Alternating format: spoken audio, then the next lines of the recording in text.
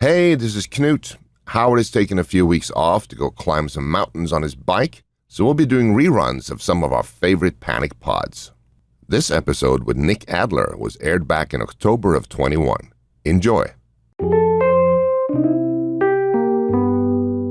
Hi, I'm Nick Adler, and I'm panicked about losing my mind to this NFT madness.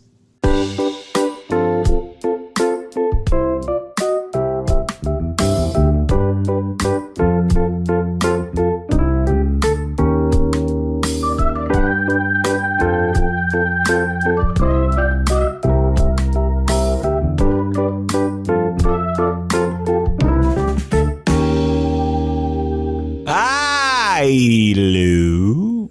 How are you? I'm doing good. And we're going to get right to it today because... It's a good idea. Yeah, because I'm tired. That doesn't mean I'm not excited. Today we have on Nick Adler. I don't know how to best describe him, but let's just say we don't need to go back in history, but he's a lawyer and entertainment whiz. Hooked himself up when he was in the TV business with the Snooper, Snoop Dogg. And they have gone on a massive run together. And really what I want to get into today with Nick, who's in LA, is talk about crypto and NFTs and collectibles and digital stuff. There's a million people that can talk about NFTs, and obviously I follow Fred Wilson and the FTX peeps, and we could talk about all the technical side of it, but really it's a lot about culture and community, and no one knows that better than Snoop, and Nick has been working with Snoop forever. So I'm excited to just lean back on that. So hope everybody enjoys this. Let's get Nick on the phone. Got it. Nick. What's up, Howard? What up? What up? You're on Panic with Friends. I noticed that you are, and I know you're not panicked about it, you're excited about it, but you said you're panicked about NFTs and what's going through your brain. Is it just too much, too fast? I mean, we all wanted to have the browser moment of crypto. It just so happens that the browser moment seems to be underway. Fred Wilson just wrote about saying, follow the left tackle through this hole. There's something here. It's not trading, even though I think it's trading. Which has been the killer app and will continue to be the killer app. I think he's starting to see that the new killer app is community and culture. And I got Gary Vee talking about it. And he's stylistically not always my cup of tea, but Gary Vee really understands this stuff too. And obviously I wanted to chat with you because you know this stuff. So walk me through where we are today with crypto and Snoop and how you're thinking about this stuff. Yeah, I mean, it's an amazing moment. I mean, this collision of technology, art, finance, gaming, gambling. I mean, I've never felt so much of a crazy movement happening simultaneously as I am right now, and really, really enjoying it. I've been with Snoop, like you said, I've been with Snoop around 15 years. We worked together. And how old is he? Is he in his 50s? He's approaching. This will be the big year. And were you in the Corona commercial? I really dig that Corona commercial. I mean, I couldn't pull off any of the stuff he pulls off, including the outfits, but like that Corona commercial is pretty cool. Isn't that amazing? They play that thing every 5 minutes. Yeah, so I actually the part of that deal. Like I was on the Snoop side and sort of like formalizing that deal and going through the process and getting it all done, working through the creative. So that's been a long, great, fun deal that is, I think, one that hopefully will continue to go on for a long time. So I interrupted, but keep going on Snoop and NFTs. Yeah, so he and I've worked with him a long time, and it was a kind of an interesting path to get there. And I think that the beauty of the relationship that I developed there was that I started really on the branding and endorsement side. So I worked across his brand, and I worked across his endorsements, and I was usually sort of the last line when it would be one of these sort of marquee brands that would work with him. And there's so many of them. He's an amazing, the guy is like, he's a force of nature, and there's nobody who can sell as much stuff as Snoop Dogg sells authentically, right? So that was an amazing sort of opportunity for me. And I've always been an early adopter and always been somebody who just really took to tech. And like around 2007, 2008, it got to be a passenger alongside of the social media explosion. And I had the trust in Snoop. He trusted me to sort of go out there and explore social media platforms. And that was the moment that opened my eyes to things like investing and equity, because before that I had zero financial education. I didn't even know that you could invest in companies. It was just, 2007. It wasn't on the top of everybody's mind. I mean, if you were in venture or if you were in private equity or banking, you understood it. But I don't think in the entertainment world, we understood it as well. Outside of guys like 50 Cent and stuff who'd done some equity deals with like Vitamin Water. So I was new to it. So I did a lot of deals that didn't necessarily benefit us on the equity side, but they were good promotional vehicles. And then, from there, kind of realized, hey, there's this opportunity out there and there's opportunity to be part of companies. But what I realized in 2007, 2008 is around social media, we were just passengers. Like that was being pioneered out of the Valley. And that was being pioneered by these companies, these centralized companies, call it Facebook, Twitter, Instagram, whatever. And so that was being pioneered by, these centralized social media companies. And they basically allowed us a platform to create, big audiences and do like, do our own content, but they owned it all and they advertised across it. And it was one of those things that, now years later, you look back and it's like, we gave them so much. Yeah. We gave them so much of our power. Now, to get to the point and get to the question on the NFT stuff, why I'm so crazy about it, and I'm genuinely losing my mind to it, and that was kind of the reference I made earlier, is just it's pandemonium, but there's so much movement, there's so much happening, and I feel like we're at the center of it. We're not passengers anymore. We are central to this crypto digital NFT boom. There's going to be a million use cases for a million different categories, from insurance to real estate to whatever, but IP and creative and art and content is going to change radically because of these tools and these technologies. And, someone with a voice like Snoop and reach like Snoop, and who's willing to take chances and be adventurous, it's a blank canvas for us. So I'm trying to do a lot of different things with him here, as well as with other talent that I know, as well as personally. It feels so exciting. I can only imagine what it was like to be around during the .com boom. It probably is a bit similar to that. But the other thing it's doing is opening me up to businesses around the globe. I've never been so global in my constant day-to-day business, talking to like developers in Argentina and DeFi companies in Russia. Like it's wild. So, it's about editing it all, taking it all in, and creating these projects, things that can be both lucrative and innovative. So that's kind of my vision right now. And that's what kind of got me so excited to really go head first. So yes, we were centralized. And I was talking to Gary Tan, who's not a bad investor. Sarcasm, he's one of the best. And he uses YouTube. He started a video show and he's like, fuck it. Like, I'll work the algos. I don't need Patreon or all these like theoretically less centralized platforms. Like I'll build it on old fashioned way because I don't want to deal with any of this stuff. So, there'll be a million ways to skin the cat. We've just added, a million new ways to skin the cat other than Facebook, Google, Twitter, Instagram, TikTok, yeah. And TikTok. So, but where's Snoop? I mean, obviously you're going to, beyond Snoop, you're looking for other people that you think have talent or you can partner with.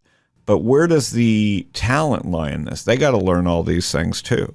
Yeah, hopefully they have strong teams around them who can experiment and that they have faith and trust in, because I'm still learning it. The short period of time I've been in it, because I'm by no means an OG in the space. Like there's a lot of people who have been this for a lot longer. And by a lot longer, it might have been a few years. That's how quickly it's emerged. But, I'm still struggling with a number of things on how to how to purchase certain tokens and transfer the tokens and open a wallet. And, it's not easy. Just setting up a Coinbase account isn't easy. That's probably the most easy, but it's not that easy. So, and IDs and identification and all, KYL or KYC and, all these things. So it's complicated. So the good part is that we've established a long-term trust, and there's trust in the sense of like, if you believe in it, like I have faith in you.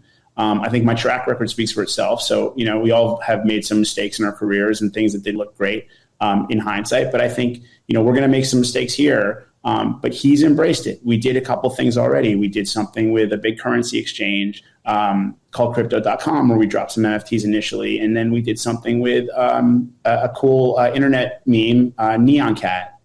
We collaborated with them to do an NFT. And now we have some really crazy stuff coming out, with the metaverse. So, I think this idea of an NFT and where we go next is, we're just we're like at the gate, right? We're just about to go in. And when we go into this world, in this metaverse and, these crazy Ready Player One like experiences, it's about to get real. And the way these games are happening, the Axie Infinities of the world and what's happening with, some of this play to earn stuff, it's going to change how we operate, and it's going to create all new kind of financial mechanisms.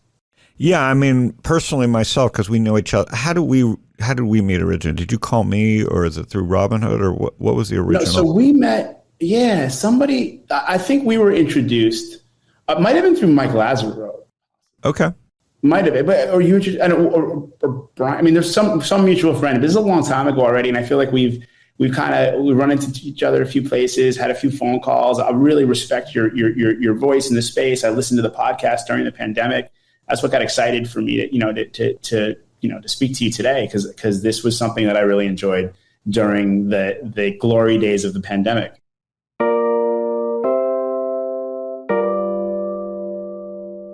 So the world that it exists today, because I'm fascinated by this selfishly, I'm setting up a production studio, not in the classic sense of production studio as an agent or just, funding stuff recklessly. But I have this vision of the world where, I don't know, investing was uncool for a long time. And there weren't enough of us. It was all ETFs, and it was like, give your money to BlackRock, and boom. Yahoo Finance 2.0. All the youths today think they invented it, but this stuff existed in the 90s, then went away because people got burned, and they got burned because there weren't centralized places to chat. And the internet flamed out so quickly. It was a bright light that faded. This boom has gone on from, great financial crisis. We're 15 years in, and it's just getting going again. So there's been there hasn't been a true technology crash since the internet crash. And so now you have, maybe there were 10 million investors in the E-Trade era. And now maybe there's going to be 100 million. I think between Coinbase and Robinhood, there's over 100 million people introduced to the financial system. So I like, putting my hat on. I was like, when I did Wall Strip, I'm like, fuck, there was like 4 people watching financial shows. And the idea was to, CNBC 2.0, but it got acquired before it became anything. Flash forward to today, and I'm like, wait a minute. You got 100 million people and shit content. I'm not knocking TikTok or CNBC. I'm just saying the content that I would watch and the people that I assume would watch the content that I would want to watch is in the millions now. And no one's created. If you go to Netflix or if you go to Hulu, you won't be able to find an investing show, or at least something that's like evergreen and watchable and educational. So that's what I'm thinking. So how does one, and you're in the same type of business, you're going out to find talented people. So how do you think about that beyond Snoop, like what you're doing today? Yeah. No, it's funny. Everything you said is spot on. Like finance is cool, and financial education is amazing now. And the fact that well, there is none. I agree. Finance education should be the focus. We've now got the utility, the Uber. We have a loose aggregated network of maps, StockTwits, Reddit. Yahoo Finance is still around, Twitter, TikTok. But there's there's no Khan Academy. There's no true, there's a lot of great stuff on YouTube, but there's no true place to lean back and get educated. No, I mean, fair. I think what I was saying is it's cool in a sense that there's a youthful, people want to be financial now. They want to invest. They want to be part of this industry. Frankly, people want to make money, right? Yeah, at the end of the day, and they want to be smart about it. What's pretty crazy to me, and it's funny because I know you probably enjoy talking about this, but I distinctly remember, when I was a kid, the idea of trading a stock was impossible. Yep. I'd have to ask you'd have to be the kid who just happened to be into it to ask your parent to buy something and have their broker spend $200 on a trade, right?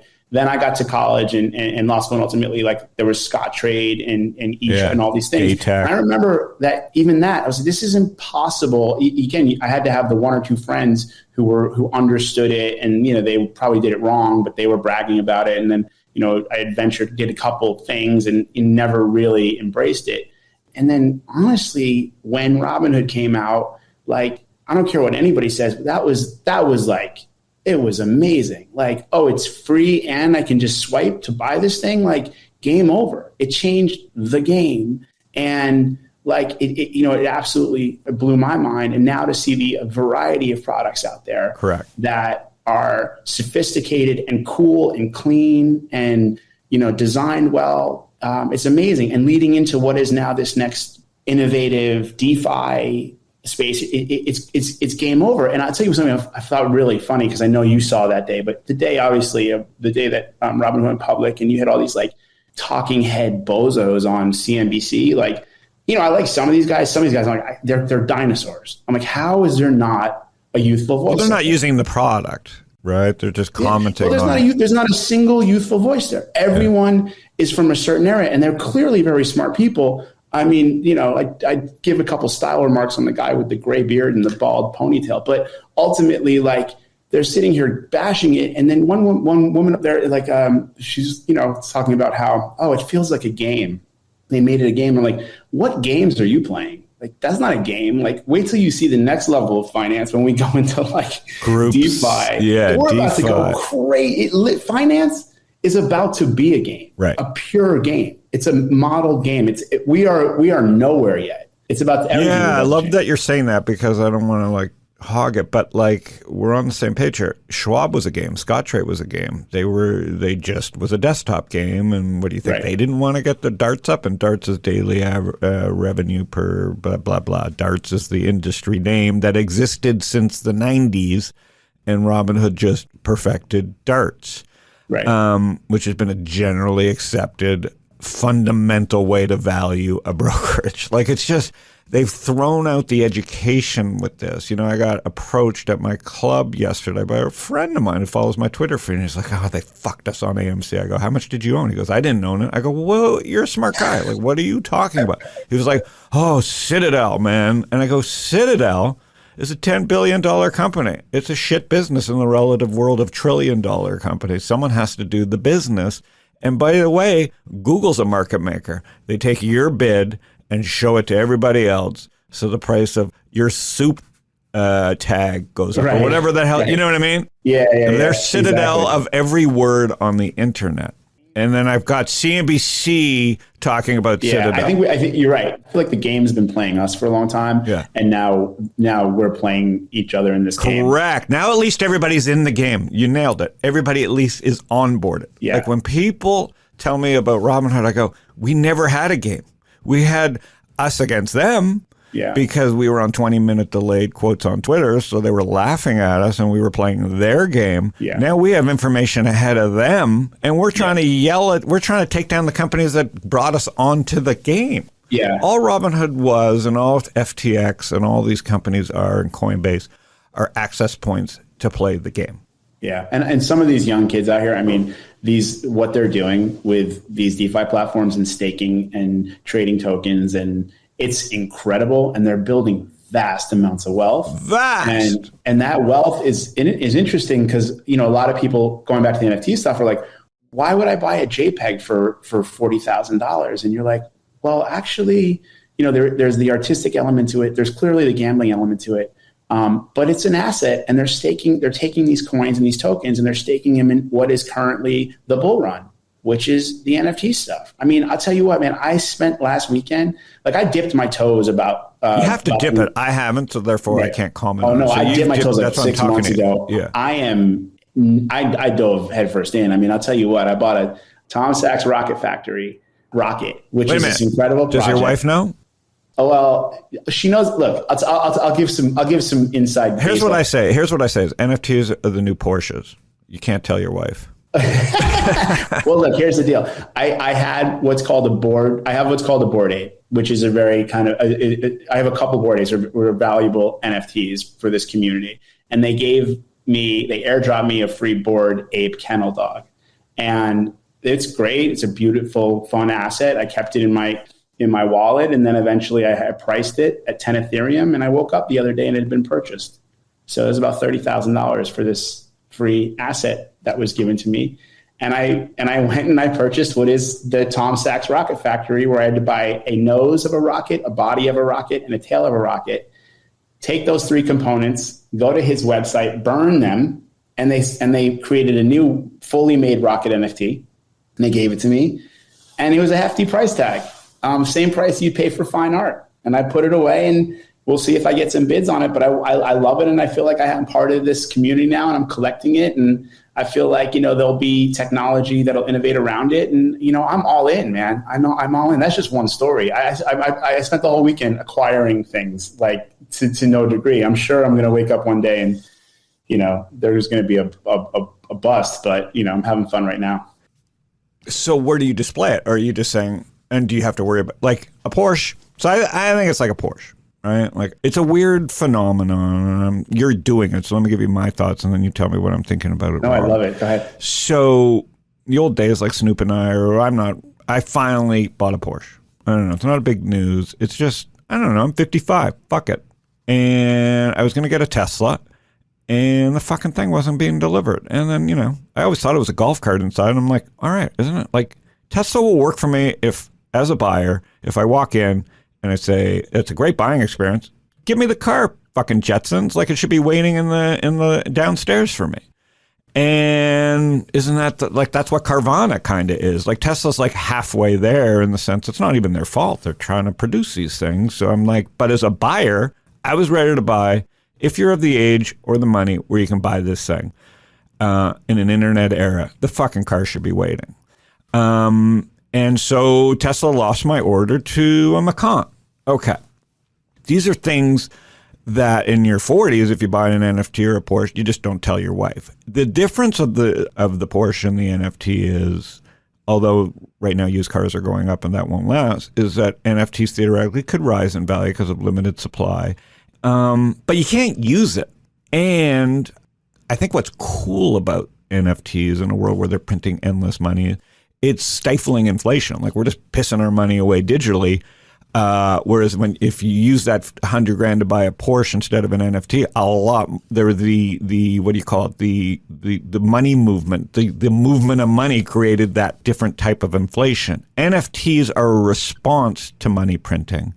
In the old era, without digital, we would just have massive inflation. Like, people are worried about inflation. Thank God there's NFTs, because otherwise everybody would be buying Porsches.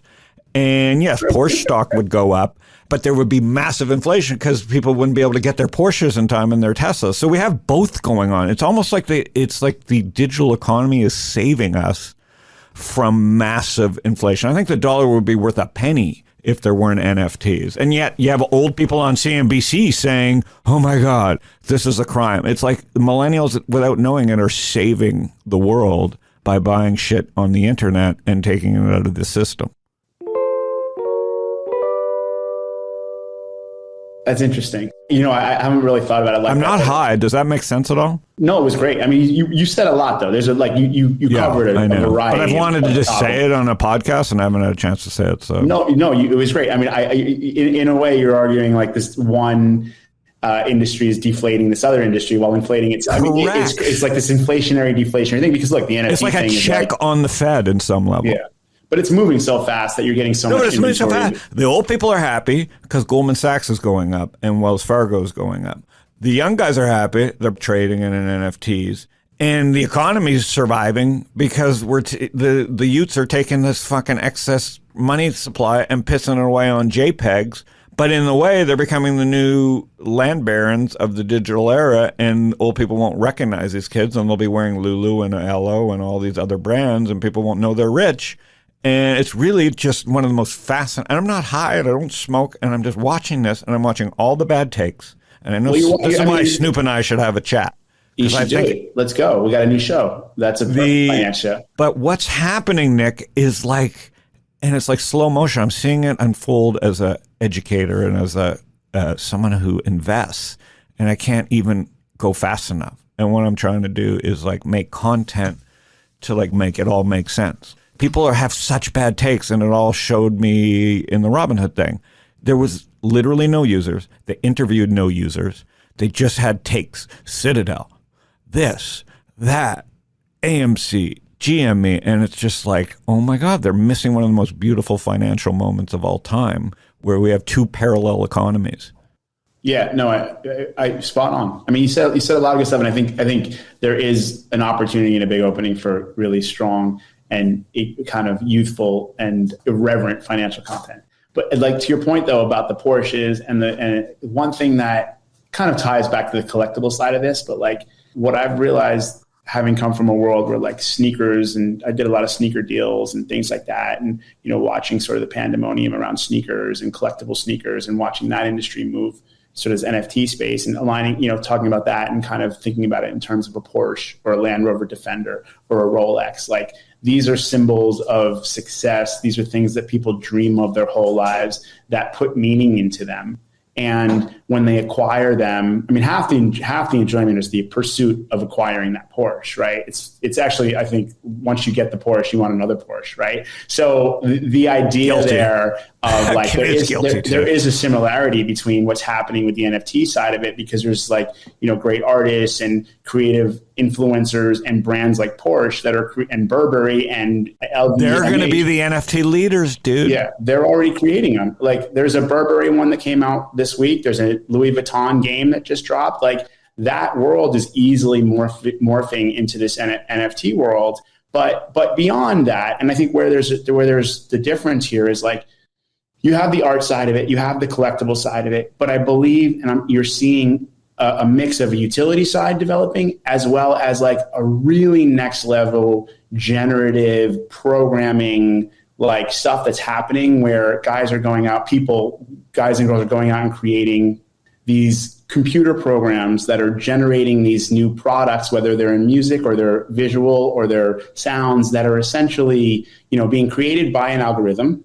And then they're taking these products, they're offering selects, call them 8, 10, 12, 200, 10,000 of them to buyers. And then those tokens that these people acquire, they may trade amongst themselves, they may keep, they may actually, the more they trade, the more that product, like you can program into it that it erodes. So there's all these like technical things that are going to happen that create these weird deflationary mechanisms in this sort of token world. So, in one respect, like, there is this high-end collector side and there's this full-blown gambling side. Like, don't get it twisted. Like, well, my wife does know I do this because she sees me and I'm on there and she's like, what are you doing? And I'm like, well, I just sold this ape and I bought this rocket and I bought these fluffies and I'm all what I'm doing is asset managing. I'm trading. You're a land baron. Yeah, just a digital one. I'm buying and I'm selling. And like the fact that I actually, because I sold this dog, right? And I don't want to go all over the place to lose track of people listening, but I bought this dog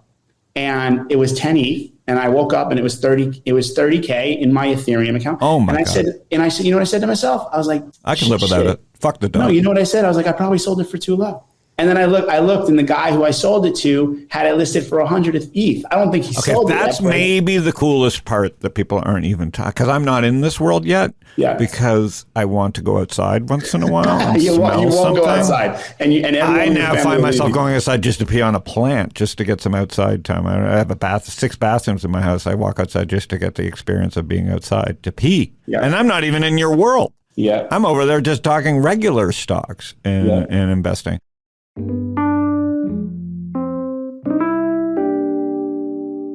So I wish I was your age, but I want to get involved in this stuff without building again. You know what I mean? And I don't want to trade this stuff. But what's interesting about what you said is you now get to see the trail of how stupid you were. You see who bought your shares, what he's doing with them immediately, or what ETH or whatever you're calling. So you're smacking your head in real time as this guy parlayed your thing and went, and you can follow this thing forever. Whereas when I sell my Apple stock in 2014 or 2002 or 4, or whenever I started dribbling it out, it'd be hilarious if that guy was connected to me and I could see his life on my Apple shares. It's amazing. So I didn't realize how easy it was. That's what's going to go on, right? Yeah. The guy's going to be fucking trolling you for the rest of your life. Well, I didn't realize how easy it was. Here I am in the Riviera with your Apple shares, Howard. Probably a bad decision to sell. I don't even think people have figured out the content that's going to come from these memes.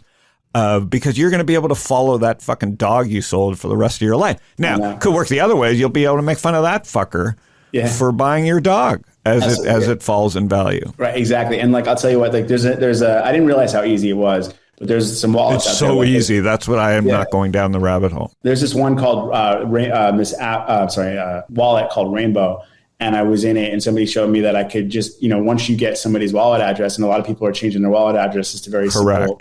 And you go in there, you load it in, and forever. I mean, it's amazing because it's not just their NFTs, but it's crazy to see how much Ethereum they have and Bitcoin. And I'm sure there are ways to make it private, but it is a fascinating thing to see into somebody's wallet. Yeah, it's like the flyover states have now become ETH. It's like, I'm Idaho. That's how big. Like, go look through my vast land grab of digital objects. And these kids are playing a fucking game that we don't understand. You're a crossover. I wish I had the energy to go into this. It's a time suck. It is an absolute time suck. But And the good part for me is that I'm in it deep on my own, and I have a crew. And honestly, like Gary V, like who you brought up earlier, like, and there's some the guy threw himself into it. He deserves the riches. I can't do it. There's some monsters on Twitter. I mean, there's some beasts out there. Like, there's a whole NFT Twitter. This guy Jimmy, this guy G Money, this guy Richard. Like, these guys are. So how do I partner with you since we have you on podcast? I mean, I'm ready, man. So I'm doing two things. Like, because, I told you I was part of an agency, casual agency, innovative, incredible, creative, multicultural agency for years. Yep. I just recently left, and I was, as I'm an advisor. I just recently went out and sort of continue to work with Snoop, but I'm really full on into what is this NFT and crypto stuff. And I'm building both, a DAO to allow friends to sort of participate and buy and sell assets and invest in other companies. Also, it's a good time to promote. I launched a podcast called "Who's Buying This Shit," which is essentially talking about. That's what we just talked about. It'd be hilarious content to just interview the guy who made a fortune off you because you sold early. Yeah. So me and Diuta Leonard, who manages Grimes, who's another massive star. Grimes is a singer. Am I just making myself old there? Oh, he's going to be a big star one day. Who's U2? Who's this Bono guy? But I guess Bono feels as bad as I do. He's like, fuck it, I'm rich. I kind of really wish I'd written all my shit in the digital era. All these artists are like, man. Right. Well, there's going to be some artists don't need to, but there's going to be some artists who, because a lot of the problem is like you have some fine artists who are doing it, I think, in really sophisticated ways, like Tom Sachs and Damien Hirst. Music tends to be late, man. I mean, like, don't get me wrong, there's musical like programs. Music and finance are the latest. Stuff. Music and finance, because the man controls it.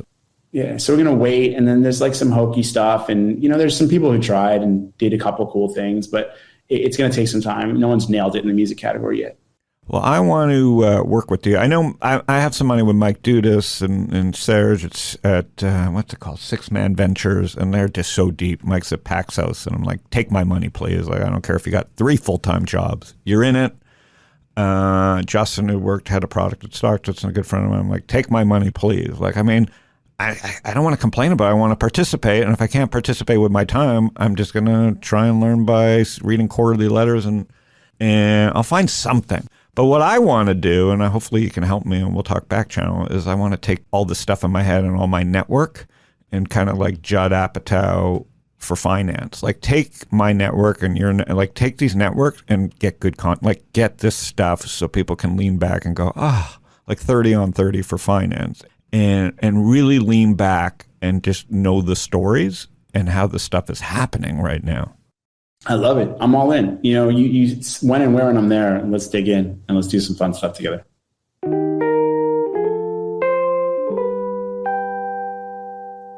So you full-time now doing the new thing. I was watching, it's so funny because Netflix, which I'm super bullish on, it's kind of not, it's just resting or biding its time as it digests a massive move the last 10, 15 years. And they're, like you said, I'm like up last night and I'm like, the Geffen and you were watching it at the same time, I guess, yesterday. But the Geffen, I just watched it. Yeah, it's like an old documentary. So I think it's old, and Netflix served it up. And he's literally, the timing of them serving it is like, there's going to be 100 Geffens. I mean, he's an inspiring guy. Like, a lot of things are about timing, right? His timing was impeccable, and the music, that one street in LA in the 70s, Sunset Boulevard, and Joni Mitchell, and I mean, it's incredible timing. But clearly, it was fun to see a guy who was both about the craft, but also the wheeler dealer. He was clearly an anomaly. Just the way he got his job and lied, didn't lie in a bad way, just lied to keep his job, and had to go through the. I mean, if people. And the fact that he had no skills, and he just admitted, I got no skills, and he was reading shit up. His skill was he could read memos upside down as he was delivering mail. I mean, he was a wheeler dealer. He was a hustler. He knew how to he knew how to sell. I mean, look, I tell you, my background, one of the things that I figured out was, I moved out to LA when I was probably like fresh out of college. And I wanted to be in the film business in the 90s when like, that was like the independent film thing. And I crashed and burned. And I remember I talked to my dad, he was like, go to law school and do whatever you want to do. I went to New York, went back to law school, kind of like mediocre, made my way through, kind of got a mediocre job out of law school. But what I remember is I started kind of realizing that I didn't want to go to court and I didn't want to fight with people. I just wanted to keep moving. And I would pick up the phone and start settling these cases. And it was kind of like, this is probably a terrible example on a financial show, but it reminds me of Wolf of Wall Street when he's in the penny stock boiler room. Yeah. And it's just calling boom, boom, boom, boom, boom. And after doing, 40, 50 calls a week, I started to craft this sort of like storytelling and navigate negotiation. And to this day, I fortunately realized real quick that law was not for me. I left, moved to LA, got into TV, got to meet Snoop, got to meet, work in television for a while, then joined the management team and now more on the, my own side. But those lessons that I learned in that sort of fast-paced negotiation environment is probably one of my best crafts that I keep. Oh, you're amazing. And one of the great things, and I'm pretty good at spawning, one of the great things about this podcast, it's Panic with Friends. Like, you don't have to listen. This is for me. I make the show for me. That's why it's good. Yeah, I don't know. Who cares who lives? We joke, but like I listen to Conan. Obviously, he has a big audience, but he doesn't know he's doing it for him. Right. The smartless guys who are funny. Like I can, Jason Bateman and I forget the comedian that makes Will Arnett, who I don't even think's that good, but on the podcast he's fucking hilarious. Right. And they're just goofing on each other, and I'm like, that's how ideas get formed. They're just being formed audio-wise right now. I can't express these in blog posts. Like I see this world. Knut's hearing it for the first time here today. I haven't had a chance to really express how bullish I am on content and on media. And podcast isn't the thing, and YouTube's not the thing, and I don't know what the thing is. It's part NFT, it's part community, it's part just get shit done. But there's never been a better time to be another Geffen. Right. Now, the model will look different, but Geffen was basically what a million kids could do today. Right? You build a community, you help each other out, you're going to sell to the man and piss off your family. Like the story is amazing. Anybody who's anybody should watch the documentary, put aside what you feel about the guy and just see an empire get built and destroyed and built. And because the content kept changing. He went from music, then he went to TV, then he went to movies and back to music. And it's like, oh yeah, he was fluid. He knew how to he's fucking fluid. Just move. But you need to be like Geffen today. Must be printing. He must be going. Fuck! I wish I wasn't so old because this is going to be a license to print money, and you don't have to hoard it right now. Yeah. There's just so much of it. Yeah. No, it's a wild time. I mean, I think like it's funny you say that about the kids today who can be Geffen. I mean, there's some interesting, these Discord groups and these sort of token communities out there kind of to go back to the crypto side, like this, I don't know if you've seen Friends with Benefits, but like they have an awesome community built around like creatives and entertainments. And a lot of it lives in a Discord group, and it has a token that they've distributed. And interesting. There's content being made by independent, mod creators. And then there's events going on in Paris. Like I went to one that they held, and like, this is essentially, and again, I don't know what goes on behind the scenes, but it feels like a very kind of just fluid system where it's operating amongst like various stakeholders, if that makes sense. It does. And it's like there's three business models. There's ads, and I don't think it's bad or good. It's just a model. And we call that data or whatever. There's transaction. And then there's e-commerce, and I think you have to have all three now. Like Coinbase could end up in all three if they figure out how to create a token of their own. You know what I mean? Like the brokerages are figuring out how to be two of the three. Right. And these communities can be all three. They can be ads, they can be subscription revenue, they can be e-commerce. You know what I mean? And they can create a token that makes everybody participate in the community get wealthier. It's fucking bananas. The irony, though, that's one thing is worth noting is that like I've never experienced an industry where the U.S. is now the one suppressing the success and the innovation. I always felt like love or hate it, but I always felt like we lived in a country that was really pro technology and innovation, and now I see this like draw to move to Europe or to move to other places. Where you can not have to worry about and I know it protects people, but these crazy regulations that are being slipped into bills that are essentially trying to suppress some of this crypto technology in the world. Like this is an interesting time, and I wonder how it plays out. It's a really weird time. So I don't think U.S. is as far behind as people say. No, it's not. I mean, look, I think you have incredible technology companies, you really innovative stuff, but you're at this weird moment where you don't feel as though your leadership understands what's happening. And it's hard to understand, but you don't feel like you have the experts in office, and everything is so polarized that there's no normal conversation. There's no normal, but don't trust me. Go to Canada, go to Europe, and you go, oh, can't wait to get home. And I think Americans, that's a whole nother thing. It's like America should just send kids away for a couple of years, like Knut, right? Go to fucking Oslo, which is great. You'll be excited to come home and taste McDonald's or whatever. Kiss the fucking ground, kiss the pavement. I am romanticizing it. I think. Yeah, we're all romanticizing. You can go to Coronado, where I live, and it's Americana 19. There's many places in America that are still Americana, including flyover states. What we've lost is the ability to just listen. Yeah. And that's because of the internet. We're all busy. We all want to fucking have a Porsche and an NFT. Yeah. And we like to scream at each other. Yeah. Anonymously. We love to be anonymous. Yeah. I love to be pseudonymous, and I don't mind being fully transparent. Like, I use my own name on Twitter, and it works for me. I tell people if they really want to grow, they better go full name, because you can't build a brand as pseudonym. It's way easier to build a brand as yourself. I agree. So look forward to having, I'd like to have you back on. I'd love to come. I'll go listen to your podcast. So where's that podcast? So we just dropped the second episode today. We're dropping it on right now. It's on SoundCloud. The name of it is Who's Buying This Shit. You can look my name up. And why'd you SoundCloud? Can I get it on Spotify or Apple? Yeah, the goal is I want to get like 4 or 5 in the can, and then we'll go over there. I mean, we're in the infancy stages of this thing, but I think we can build a nice audience. When we do, we'll go wider. But now you got to search it out. Well, good for you, because it'll just help you. This is like the blog. It's for me. It helps me think about money. Sadly, it all comes down to money. I need to get it out. I need to talk. I need to vocalize it. Yeah, it still comes down to money. Money will just find its way to you if you become an expert at a subject. Right. Look at Snoop. The next level of money is making good decisions about who you're going to attach your name to, and Snoop continues to do that. Oh, appreciate that. And Shaq continues to do that. Yeah, Martha, good. There's some big names out there. All right, buddy. So I'll listen to the podcast. Great to talk to you. And how do we find you on Twitter? Like, how do we find Nick Adler? Yeah, so Twitter, I'm same on Twitter. I'm Nicky Ads, NICKYADS, as I am on Instagram. Howard, I appreciate you having me, man. I've been listening to the podcast for a long time, and obviously I'm a fan of yours, so I want to keep doing more stuff together. So it's NICKYADS? Yep, NICKYADS. Got it. I didn't know that. The meta world, Nicky Ads. Okay, buddy. All right, my man. See you soon. All right, talk to you soon. Cheers. Bye.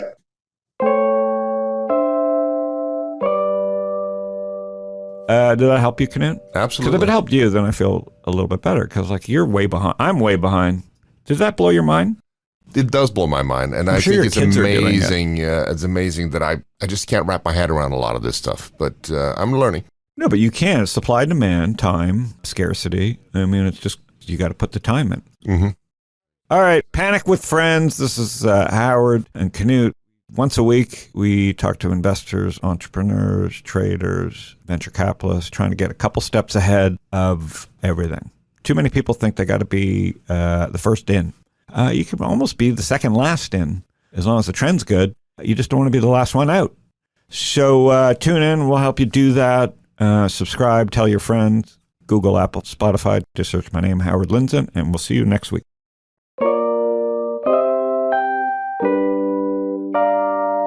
Howard Lindzen is the founder and general partner at Social Leverage. All opinions expressed by Howard and podcast guests are solely their own opinions and do not reflect the opinion of Social Leverage or StockTwits.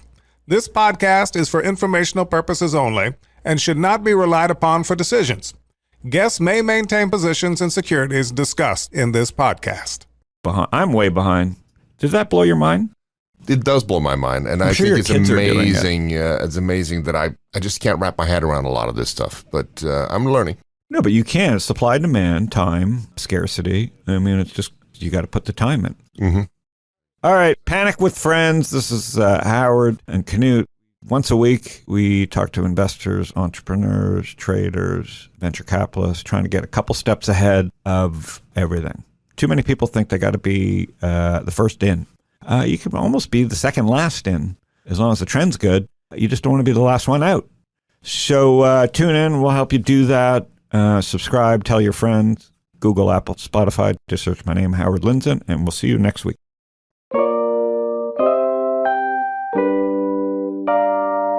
Howard Lindzen is the founder and general partner at Social Leverage.